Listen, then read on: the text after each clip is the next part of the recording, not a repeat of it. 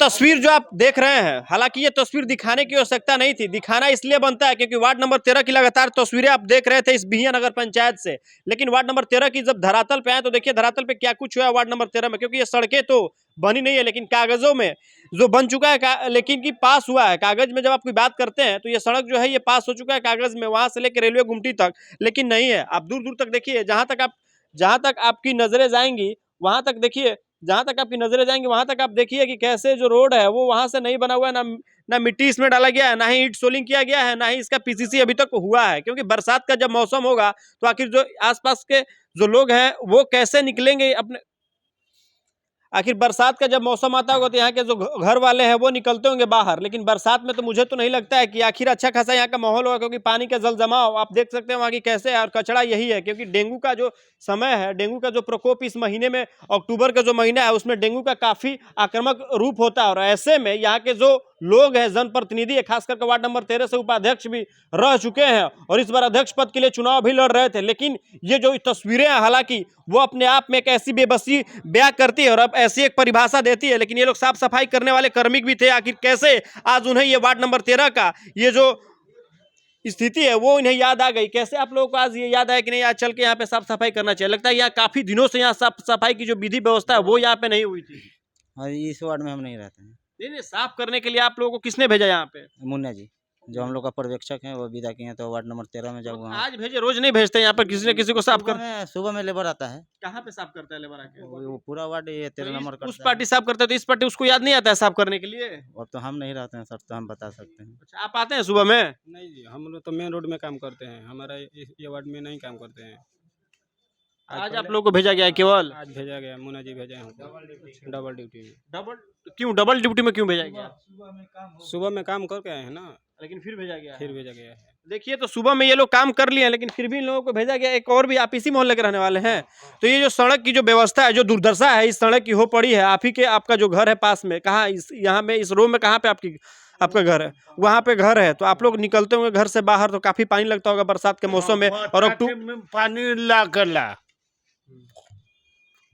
पूरा पानी लगता है यहाँ? हाँ ला कर ला। तो आप अपने वार्ड पार्षद या जो प्रतिनिधि है उनसे जाके बोलते नहीं कि इस तरीके का की व्यवस्था है, बताते नहीं है उनको?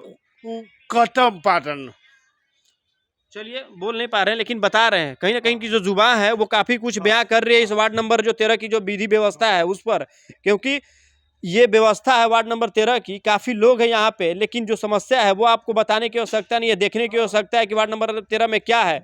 और जब चुनाव आता है तो प्रत्याशी दमखम दिखाने लगते हैं और चुनाव लड़ने के लिए मैदान में उतर जाते हैं, लेकिन अपनी जो धरातल पे जो व्यवस्था है उसके लिए यहाँ के जो लोग हैं वो नहीं आते हैं। लेकिन आप जिस तरीके से आप देख रहे हैं कि अनिश्चितकालीन धरना भी यहाँ पर इस बिहिया नगर पंचायत के अंतर्गत में दिया जा रहा है, तो आखिर क्या लगता है कि इस अनिश्चितकालीन धरना का जो प्रभाव है वो इस सड़क पर, इस रोड पर, वार्ड नंबर 13 पर क्या पड़ेगा? क्या यहाँ के जो अधिकारी हैं, खास करके जो प्रतिनिधि रह चुके हैं, इस रोड पे ध्यान देंगे? क्या बनाएंगे इस तरीके की विधि व्यवस्था? तो क्या विधि व्यवस्था है, इनसे बात करेंगे। आप इसी वार्ड के रहने वाले हैं, क्या नाम हुआ आपका? भोला कुमार जी, आप ये बताइए, अभी तो हम लोग आ रहे थे तो आना भी दुर्लभ है, इस सड़क से नहीं आ सकते हम लोग इधर से, क्योंकि कैसे कैसे बाइक से लेके आना पड़ा यहाँ पे। लेकिन जो है आप लोग बताते नहीं है जनप्रतिनिधियों को कि ये समस्या है, इसको दूर किया जाए? बताने के बाद भी कोई काम कुछ नहीं करता है। किसको जाकर बताते हैं आप? पहले थे नहीं वार्ड पार्षद में भालू, अच्छा, तो उन लोगों को बोले तो बोला कि अभी पास होगा तो काम लगेगा। को वाली पास हुआ, काम भी नहीं हुआ। 3-4 हाली आया, जेसीबी मैडम भी आई, साफ सुथरा कह के चली गई। फिर 6 महीना मैडम कौन है? कार्यपालक। अच्छा, वो भी आई, साथ में साफ सुथरा करके चले गए। तो फिर काम लगा फरवरी से, तो उधर हमेशा कचरा लगा हुआ था। सब घर के आदमी उधर ही कचरा फेंकते हैं, ना इधर कोई ना कचरा फेंकने वाला चीज़ है, सब रेलवे लाइन में फेंक देते हैं कचरा।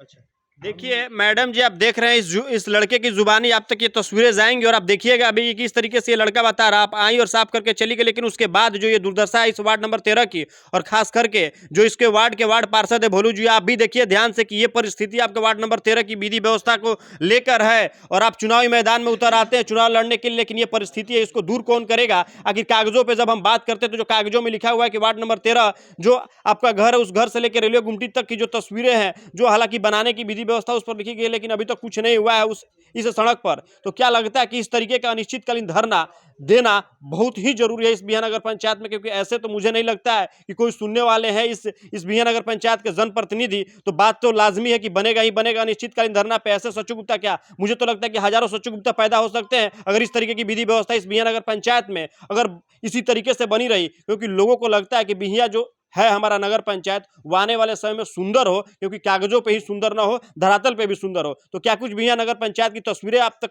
पहुंचाई जाएगी जो निकल कर आएगी। सो बबलू सिंह के साथ वाल्मीकि पांडे, भोजपुर न्यूज। इस खबर को अगर YouTube पर देख रहे हैं तो चैनल को सब्सक्राइब कर घंटी को दबाइए, फेसबुक पर देख रहे हैं तो पेज को फॉलो, लाइक और वीडियो को शेयर कीजिए, और भोजपुर जिले के तमाम खबरों को सबसे पहले अपने फोन पर पाने के लिए प्ले स्टोर से भोजपुर न्यूज ऐप को इंस्टॉल कीजिए।